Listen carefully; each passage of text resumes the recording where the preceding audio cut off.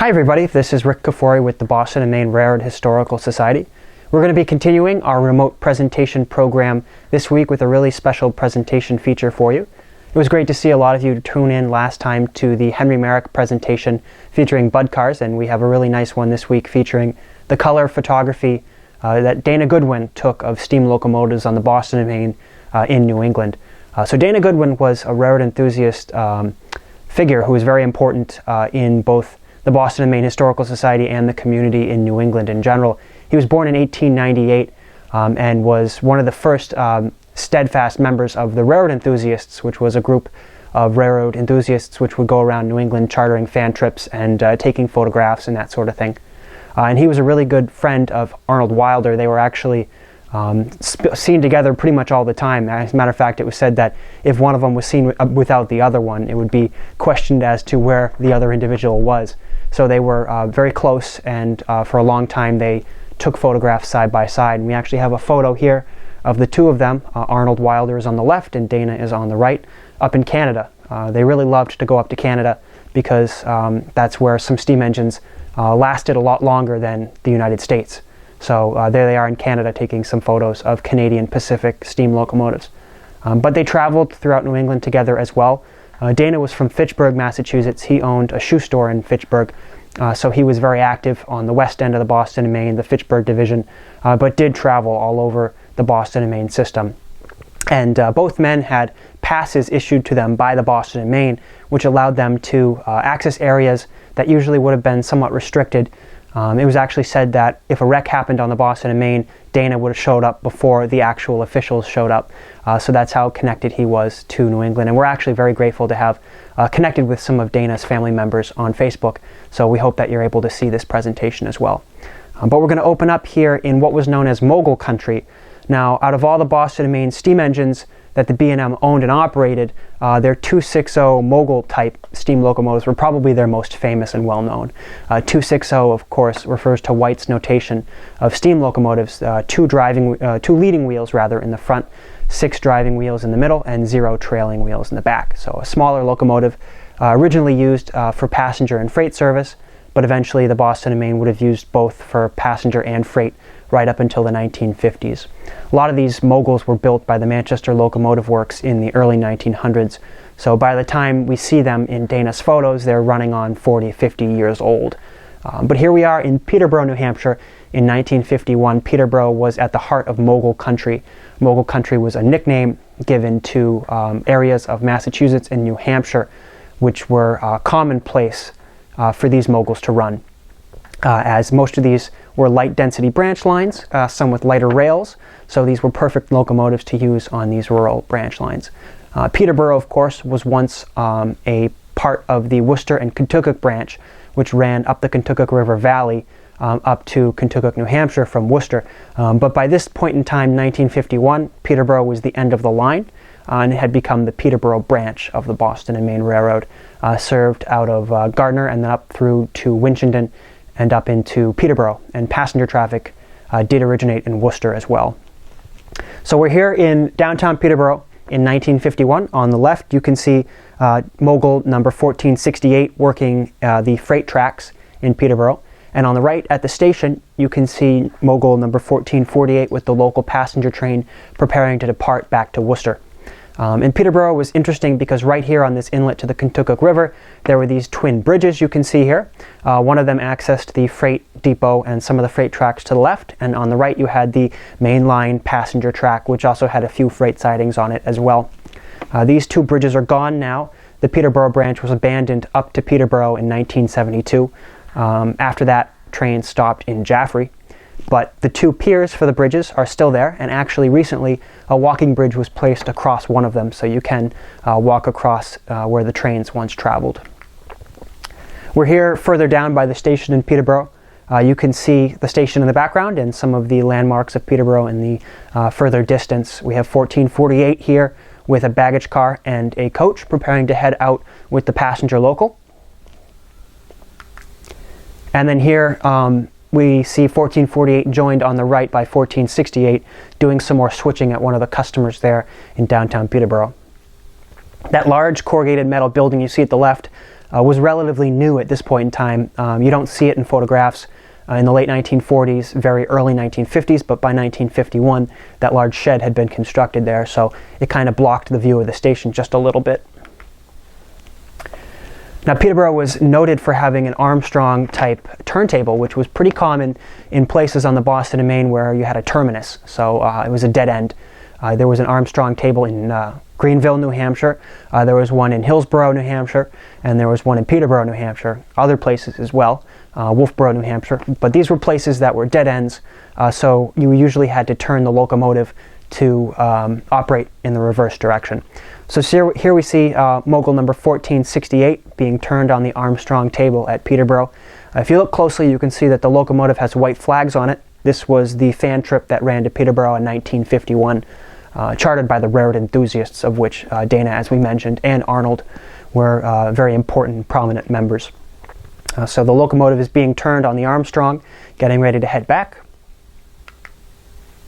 And then we move to another spot on Mogul country. One of the most famous and well-known branches was the Hillsborough branch. And the Hillsborough branch was actually immortalized in R.M. Neal's book on the Boston and Maine, which is considered by many to be the Bible for the Boston and Maine, called High Green and the Bark Peelers, which was published in the early 1950s and featured some stories of the Boston and Maine as viewed by a Midwestern professor who came and got a tour of the Boston and Maine. It's a great book if you get the chance. There are copies still available, so you can pick them up. But here we see the local freight, which was referred to as the Peddler Freight because it carried all kinds of different goods for the local small towns, which were very important to those communities, and the Boston and Maine was still an active part. We see them up on the grade at Lineborough, New Hampshire, approaching an overpass here. These tracks are actually owned by the state of New Hampshire today, and they're actually relatively active. Every once in a while, the Milford-Bennington Railroad will run out to Greenfield. And then further along, we see mogul, and I believe this is mogul number 1465 on the Hillsborough branch out in the parts of Hillsborough County on the Hillsborough branch. And the train here is putting on a show for the photographers, smoking it up a little bit, approaching an overpass. You can see a telltale signal there, which would have signaled crew members on top of freight cars that there was an overpass or a structure coming so they could get out of the way and not get knocked off or injured by the approaching structure. And then we see the local freight a little bit further out. This is May 1st, 1951 on the Hillsborough branch, just past the Gulf Trestle, which was located in Greenfield, New Hampshire. So they are in the countryside in the deepest part of southwestern New Hampshire with that freight, which is bound at this point for Hillsborough, New Hampshire, which at one point had been on the same Worcester and Kentucky line as Peterborough, but at this point in time was a separate dead end in Hillsborough. And here we move back to the Peterborough branch, so we're down in the area of Rindge and Jaffrey, New Hampshire. You can just see part of the ridgeline of Mount Monadnock in the back left here, but we see a mogul smoking it up on the Peterborough branch, number 1458 in 1951, with a healthy size cut of cars for the Peterborough branch. And they're running white flags, so this is an extra train which is not scheduled in the timetable, so that was the common practice. Now, moguls were very prominent as well further north on the Claremont branch, which was still considered part of mogul country. And another prominent feature of mogul country were wooden covered bridges, which kind of went hand in hand with these rural branch lines and the moguls that would have ran over them in this period of time. There were covered bridges, numerous covered bridges on the Claremont branch. There were covered bridges on the Hillsborough branch at Bennington. There was one, obviously, in Goffstown, New Hampshire, which was a very famous covered bridge. So it was kind of an old-fashioned type of railroading to see these wooden covered bridges still around, even in the 1950s, with these steam-powered moguls. But here we are at Kentucky, New Hampshire, and this is a fan trip that was held on April 30th, 1950, and this is basically what you're seeing here is two moguls, 1465 and 1482, double-heading a railroad enthusiasts trip up the Claremont branch to Claremont, New Hampshire. So they've stopped here, and they are doing some photos here right outside the covered bridge in Kentucky, And in the foreground, you can see a branch which ran off to Henniker, New Hampshire. Now, originally that branch would have run down to Hillsborough and Peterborough, so this was originally part of the Worcester and Kentucky branch. But at this point in time, it only went as far as West Hopkinton, and then on to Henniker, and then over the river, where there would have been a paper mill there. So this was a freight branch at that point in time. And there they are at Bradford, New Hampshire. Now, Bradford is famous for a few reasons, one of which being the large wooden water tank which was located there. And Bradford, they're making a stop here to water the engines before continuing on past Lake Sunapee, through Newbury into Sunapee, and then over into Newport, New Hampshire, before continuing along the Sugar River to Claremont. And Bradford, of course, was famous because in 1961, it was where the first iteration of Steamtown was located, the Monadnock Steamtown and Northern Railroad, which was, of course, championed by F. Nelson Blount, who was a famous railroad enthusiast and preservationist. He was looking for a place to run his trains, and he originally had his eyes on Keene, New Hampshire, and the Cheshire branch, but he couldn't come up with the lease agreement fast enough from the Boston and Maine, so he hastily moved his operation up to Bradford, which was at that point located on a short line, the Claremont-Concord. Now, by 1961, this is 1950 we're looking at here, but in 1954, the branch was sold to the Claremont-Concord Railroad, so in 1961, they were still running it, and the Steamtown operation ran out of Bradford, New Hampshire. Those tracks were later lifted in the early to mid-1960s, so this scene changed drastically in the next 15 years. Now we're moving on to Winchendon, Massachusetts, which is just south of the New Hampshire border. Winchendon was a point where the Worcester and Kentucky branch came up and crossed the Cheshire branch of the Boston and Maine, and then continued on up into Peterborough, as we saw earlier. But the Cheshire branch was a very important branch which ran from South Ash Burnham, Massachusetts, up through the left-hand corner of New Hampshire into Bellows Falls, Vermont. So on the left we see an RS-3 powered train from the Cheshire branch, and on the right we can see a Mogul-powered passenger train from the Peterborough branch. So the meeting place of two important Boston and Maine branch lines there at Winchendon. And this picture was taken in 1951 as well, so this is the time period that Dana would have been going around this part of the state and taking these pictures. Really wonderful shot here. This is East Fitchburg, Massachusetts, so right in Dana's hometown. We can see 1426, a 260 Mogul, which is at the engine facility in East Fitchburg. And neat in the background of this, you can see the coal conveyor belts, which would have been used to load the tenders of the locomotives. And you can also see a coal hopper, which is how the Boston and Maine received the coal to then put into their locomotives. So the engine facility at East Fitchburg was pretty important for the Boston and Maine, and it was a spot that Dana frequented quite often. Another shot here at the East Fitchburg engine facility. We can see three locomotives, 1443, which is up front. That's a B-15 class Mogul. Behind it we can see a G11 class 060 switcher number 406, which is actually in the same family as our 410 in Lowell.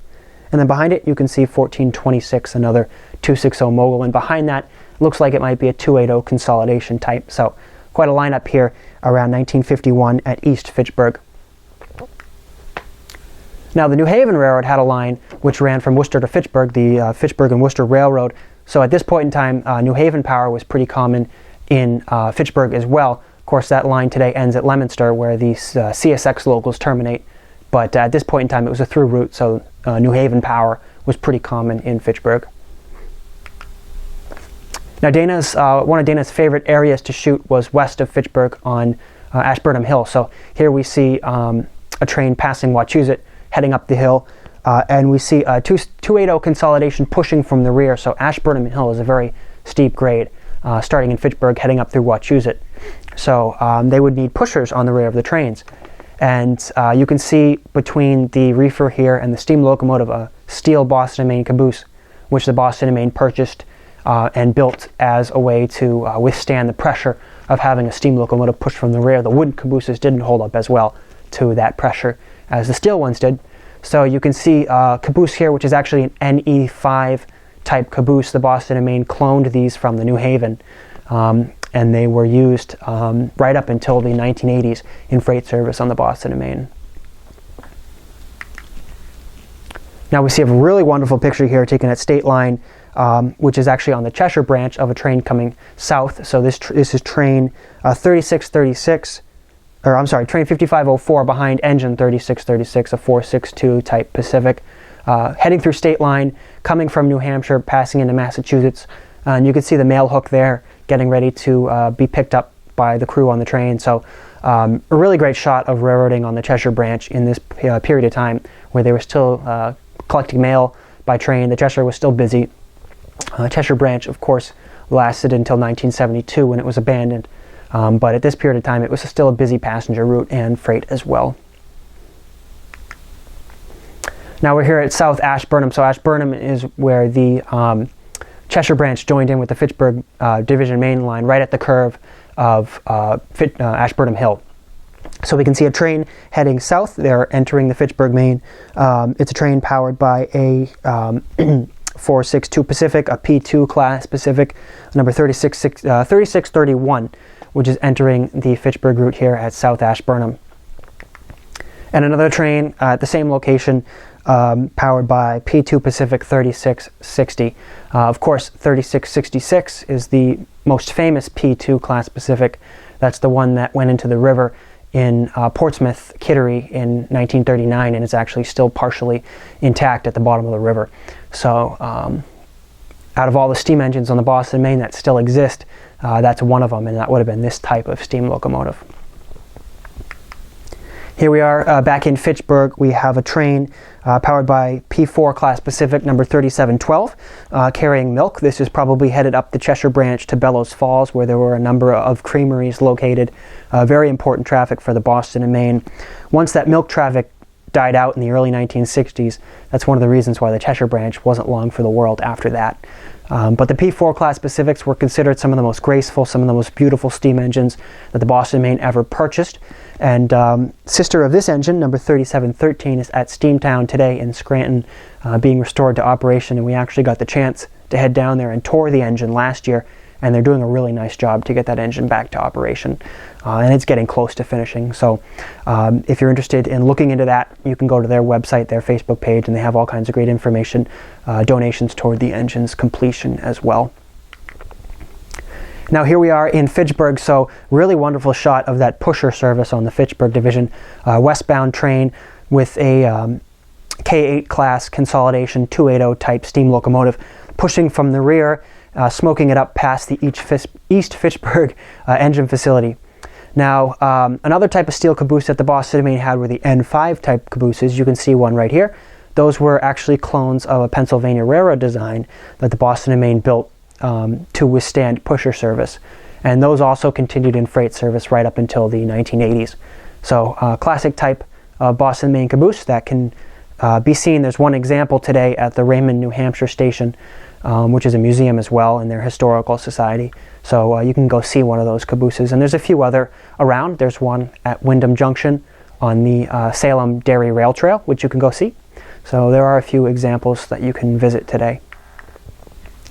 Now, as steam engines became outmoded on the Boston and Maine, and even beforehand as their older examples became outdated, the Boston and Maine sold a lot of their steam engines to shortline railroads, which could use them, and were very glad to have second-hand locomotives that they could use for freight service. So we're here in St. Johnsbury, Vermont. The St. Johnsbury and Lamoille County Railroad was originally a subsidiary of the Boston and Maine, but this is 060, a G10 class, number 24 on the St. J and LC, originally a Boston and Maine switcher, being used in freight service by the St. J and LC. Another 060, I believe this is actually a Portland Terminal Company 060, which was another subsidiary of the Boston and Maine. But number 27 at this point in time looks like it's out of service in storage. The St. J and LC dieselized with GE 70-ton switcher locomotives, which they used in road service as well. So by this point in time, the steam engines on the St. J and LC would have been outdated. Now, the Boston and Maine also sold a number of their K7 class 280 consolidations to the St. J and LC. So we have one of them here. This is number 36. Looks like it is out of service in St. Johnsbury at this point in time. And behind it you can see an old Boston and Maine wooden plow, which is being used by the St. J and LC as well. Now Now, it's a well-known rumor that F. Nelson Blount actually went up to St. J and LC to try to acquire some of their steam locomotives for his own collection, which of course eventually became Steamtown. But he saw that they were not in great condition, as you can see here, so he actually passed on the offer, which is too bad, because it would be really neat to have a 280 consolidation still exist to this day. So, now another company that acquired Boston and Maine steam locomotives was the H.E. Fletcher Company of Westford, Massachusetts. They got two 060 class switchers, number 410 and number 444, which they used in their quarry service in Westford. And here we see number 410 derailed at Gilson's Crossing in Westford, Massachusetts. 410, of course, still survives today, restored at the Lowell Historic Park, and is one of our duties to keep that engine intact and looking nice for the society. Now number 410 is derailed here at the crossing. You can see some of the local neighborhood kids have come out to have their picture taken by Dana with the locomotive, and they've got their crane there re-railing the locomotive at Gilson's Crossing. Now by the 1970s, steam was long gone on the Boston and Maine, but it didn't mean steam was not going to return to the Boston and Maine. There were a few examples where steam power came back onto the system, one of which, probably the most famous, was the American Freedom Train, which toured the system in 1975. So Dana got some wonderful color photographs of the train along Dutton Street in Lowell, Massachusetts, which is where it was on display. So we see some photos here of the Freedom Train in downtown Lowell on exhibition for the public. Some of the museum cars there along Dutton Street. This is right about where the 410 is located today, if you can recognize that location. Some of the festival type attractions there for the American Freedom Train in Lowell. And some more of the museum cars there along Dutton Street. It was a pretty important attraction. Schools came and toured the train. People came from all over to see it. Hasn't been anything like that in terms of national rail tours really since.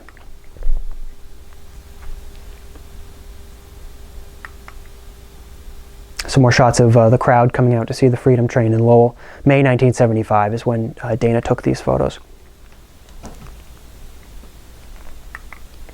Now, of course, the Freedom Train was powered by a Reading-class locomotive, one of their T1 class steam engines, which was painted and done up as the American Freedom Train number 1. So here we can see the Freedom Train power, which is there at the interchange for the Lowell Industry Tracks, right with the Fitchburg, Maine, there in downtown Lowell. And the locomotive is actually being serviced here. They had dropped off the coaches along Dutton Street, and they are coaling the locomotive right where the city tracks came into the main line. Now those city tracks were still in service for freight up until the early 1990s when Guilford abandoned them, and they're actually now used by the Lowell Trolley for tours around the mill sites there in Lowell. And the classic shot of the T1 there in downtown Lowell, May 1975. And a really nice shot of the tender with the coal being dumped right into it with a clamshell bucket. And we'll close with this shot of the T1 there right in downtown Lowell. So we hope you enjoyed this presentation of some of Dana Goodwin's color steam shots. Dana's collection is one of our proudest collections at the B&M Society, and we have a number of images by Dana and his friends that he took all over New England. So we're going to continue our presentation series later on, but until then, we hope you enjoyed today's presentation. Of course, if you want to join the Society to support our efforts, you can go right on over to our website, find all the membership information there. We would love to have you, and if you join, you can be a volunteer, and you can actually help us preserve and organize some of these collections that we have at our disposal. So we would really love to have you help out. Until then, stay safe. I hope you had a good day and enjoyed the presentation. Have a good one.